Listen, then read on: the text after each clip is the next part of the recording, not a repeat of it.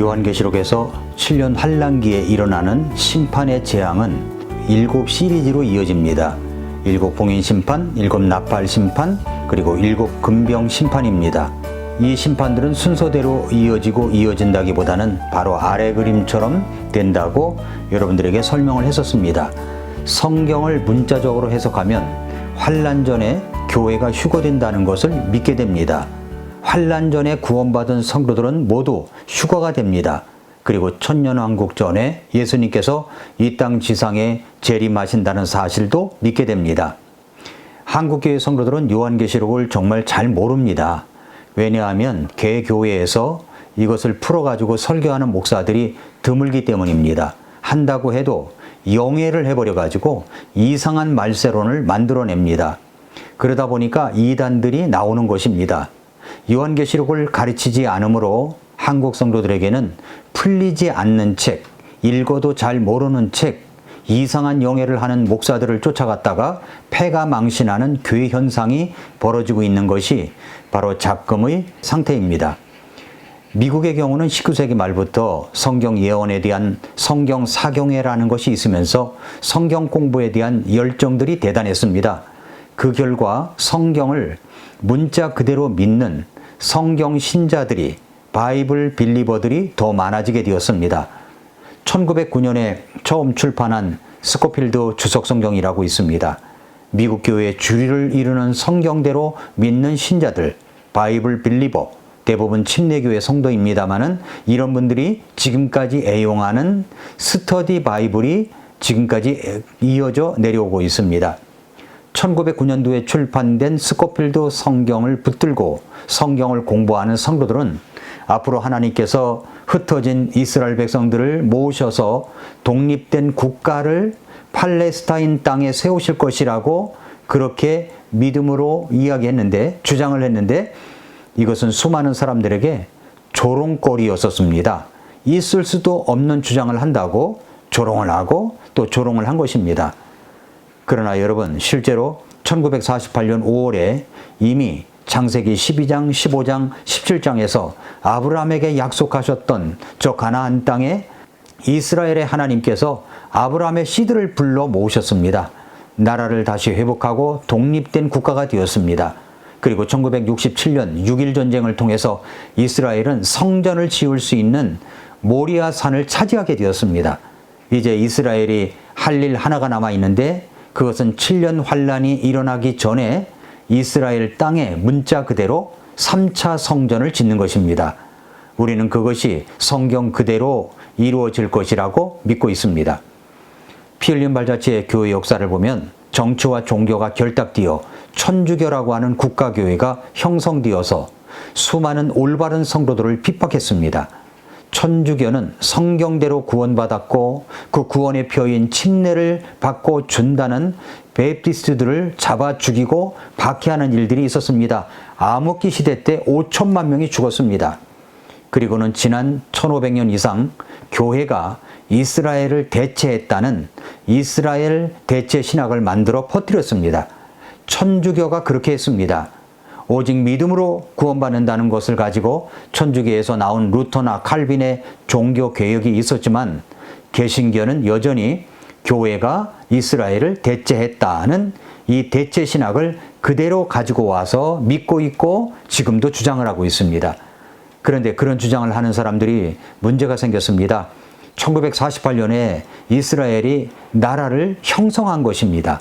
그렇다면 교회가 이스라엘을 대체했다는 신학사상이 무너져야 하는데도 불구하고 여전히 지금까지 1500년 이상 성경을 있는 그대로 믿지 않고 천주교의 누룩인 이스라엘 대체 신학을 그대로 가르치다 보니까 천년왕국은 없다는 무천년주의를 주장하곤 했었는데 이러한 사상은 사실 천주교의 악독한 교리들을 만든 어거스틴의 영향 때문입니다.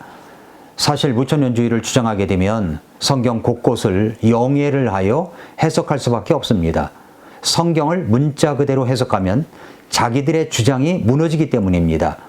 영예를 하면 성경을 자기 생각대로 해석하기 때문에 이단들이 속출할 수밖에 없습니다. 그렇다 보니까 구원받은 성도들이 7년 환란기를 통과한다고 주장하고 그것을 잘 통과하기 위해서는 기도도 많이 하고 잘 모여야 하고 물질도 많이 드려야 하고 무슨 신의 산과 같은 것이 과천의 산이며 거기에 장막을 치고 장막을 짓고 합숙하고 그리고 14만 4천 명에 들어가야 한다고 주장하면서 엉터리 구원관 그리고 행위 구원을 가르치는 것입니다. 이러다 보니까 두려움과 공포에 질린 사람들이 직장이나 사업이나 가정까지도 내팽개치고 전도를 하러 다녀야 한다는 그런 이야기를 하면서 집단 생활을 하는 일이 일어나게 되었고 그래서 신천지에 한번 빠지면 가정이 무너진다는 말이 나오곤 한 것입니다. 요한계시록은 문자 그대로 해석한다면 그렇게 어려운 책이 아닙니다. 요한계시록 1장 3절에서 우리 주님께서 우리에게 주신 말씀은 이렇게 말씀했습니다. 이 대언의 말씀들을 읽는 자와 듣고 그 안에 기록된 그것들을 지키는 자들은 복이 있다고 하셨습니다.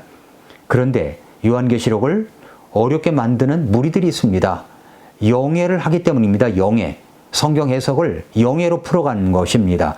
그래서 우리는 성경, 말세론, 성경 용어들을 하나씩 하나씩 알아감으로 요한계시록을 잘 이해하여 우리 주님 오심을 기다리고 이단을 경계하고 자기 신앙을 성숙하게 해나가야 되는 것입니다.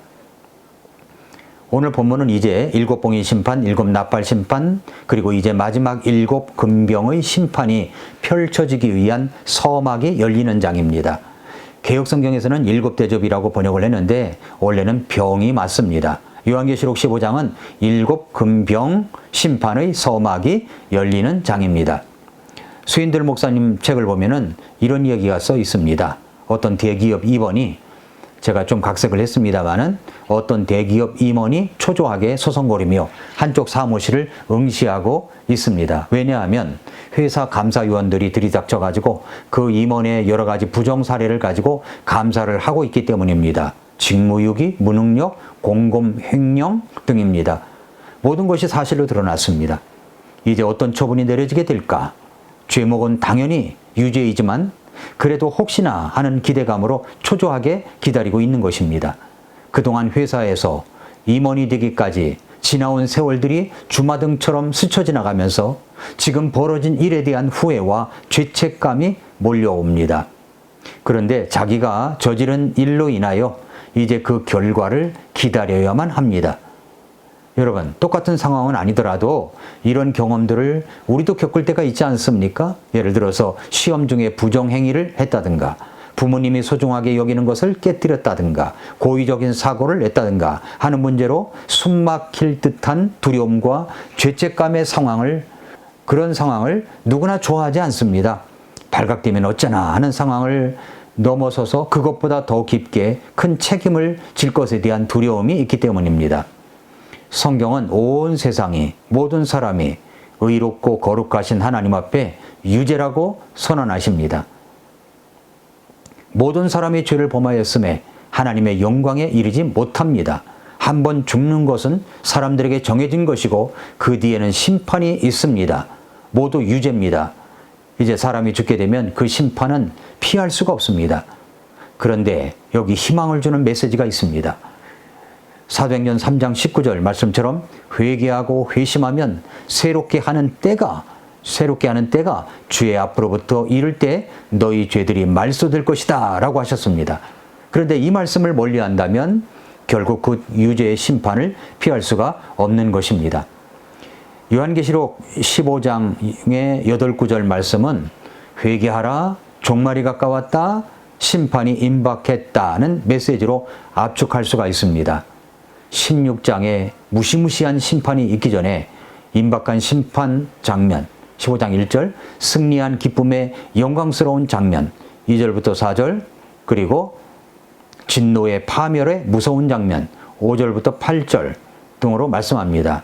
1절을 보면 또 내가 하늘에 있는 크고 놀라운 다른 표적을 보았는데 7 천사가 마지막 7 재앙을 가졌더라. 이는 하나님의 진노가 그것들 안에 가득 채워져 있기 때문이더라 라고 했습니다. 이 구절은 중요한 2가지를 보여줍니다. 첫째는 7 금병 심판은 7년 환란기의 맨 끝부분에 집중될 7 재앙을 가리키는 겁니다.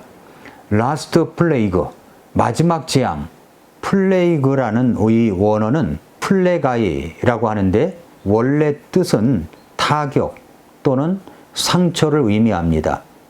문맥에 따라서 재앙이나 역병 등의 의미로 확장되어 사용되는데 이 말은 유행성 독감이나 코로나처럼 장기간 계속되는 전염병이 아니라 갑작스러운 충격과 신속하고 혹독하고 파괴적이고 맹렬한 재앙이라는 그런 말입니다. 또 하나 두 번째는 일곱 근병의 심판은 하나님이 지상의 거민들에게 쏟으시는 진노의 마지막 표출이라는 것입니다. 이 심판은 이제 아마겟돈 전쟁과 그리고 예수 그리스도의 지상 재림으로 절정에 이르게 됩니다. 장차 임할 심판을 보여주는 이 15장의 서막 예고편 다음에는 엄청난 이 지상에서의 마지막 일곱 근병 심판 재앙이 쏟아지게 됩니다. 정말 16장이 궁금하기보다는 그 다음 장면을 본다는 것이 두렵고 떨리는 마음이 일어납니다. 일곱 심판 시리즈는 갈수록 혹독하고 무섭고 강렬하기 때문입니다. 이제 우리는 여기에서 희망의 메시지를 찾아야 합니다. 우리 주님께서 베드로를 통해서 말씀하신 말씀에 귀를 기울여 보십시오. 베드로 후서 3장 9절부터 13절에서 주께서는 자신의 약속에 대해 어떤 사람들이 더디다고 생각하는 것 같이 더디지 아니하시며 오히려 우리를 향해 오래 참으사 아무도 멸망하지 아니하고 모두 회개에 이르기를 원하시느니라. 지금도 주님은 아무도 멸망하지 않기를 기다리고 계십니다. 여러분과 여러분의 가족들을 포함해서 말입니다. 10절 그러나 주의 날이 밤에 도둑같이 오리니 그날에 하늘들이 큰 소리와 함께 사라지고 원소들이 뜨거운 열에 녹으며 땅과 그 안에 있는 일들도 불태워지리라. 주님의 날, 주님의 재림이 밤에 도둑같이 갑자기 오십니다. 그날 벌어질 심판은 상상할 수 없는 혹독함과 두려움과 공포가 될 것입니다. 결국은 지옥, 불호수의 영원한 심판에 들어갑니다. 그러니까 무서운 것입니다. 죽을 수도 없는 종신형 불호수의 심판입니다. 11절 그리고 12절 그런즉 이 모든 것이 해체되리니 너희가 어떤 사람이 되어야 마땅하겠느냐. 모든 거룩한 행실 속에서 하나님을 따르는 가운데 하나님의 날이 오는 것을 기다리고 서두르라.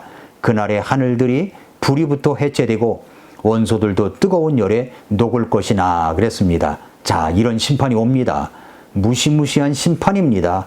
우리가 어떤 사람이 되어야 마땅하겠습니까? 13절 그럼에도 불구하고 우리는 그분의 약속에 따라 의가 거하는 새하늘과 새 땅을 기다리느니라. 구원받은 자들은 모두 새하늘들과 새 땅에서 영원히 살게 됩니다. 그것이 주님의 약속입니다. 사랑하는 성도 여러분, 구원받은 사람은 7년 환난을 통과하지 않습니다. 주님이 우리 살아 있을 때 오신다면 우리는 즉시 체에 올라가 공중에서 주님을 만나게 될 것입니다. 그것이 휴거입니다. 환난 전 휴거는 구원받은 사람들의 복된 소망입니다. 그러므로 여러분 복된 소망을 기뻐하십시오. 감사하십시오. 그리고 나만 그 복된 소망을 가지고 있는 것이 아니라 여러분의 사랑하는 가족들도 가질 수 있도록 복음을 전하십시오. 구원의 기쁜 소식을 알려 구원받도록 해야 하는 것입니다. 오늘도 미라클 모닝입니다.